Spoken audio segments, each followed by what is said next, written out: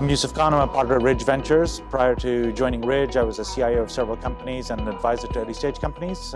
Ridge Ventures invests in early stage B2B startups. I think there's a number of things that founders should think about as they're building the company. Number one is, do not be distracted or demotivated by what's happening in an external environment. Take it as a data point, take it as part of the context that you're working in, but ultimately if you are driven to building a company for the longer term, and companies are built over the longer term, then sort of stay focused, being able to serve customers and motivate a team to be able to execute and build out a product. I think that's advice number one. And advice number two is be very thoughtful about how you do fundraising and who you want to be involved.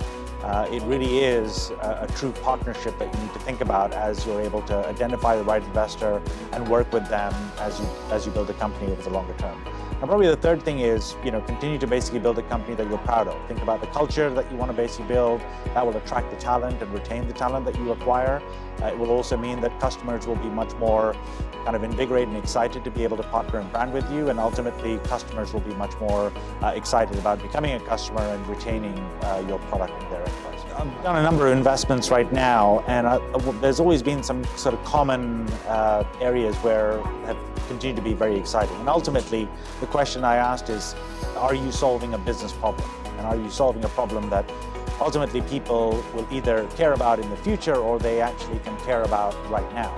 And in every single one of those investments, those are the companies that excite me the most. When I understand that as a former CIO where I've bought B2B products, ultimately I've struggled with a number of areas. I've looked at a number of solutions which did not really solve for that in a way that was impactful. And being able to invest in companies which, understood the problem, being able to articulate how they solved that problem and building a company around it, those are the things that got me excited. And I use that as a central nexus about being able to invest in people.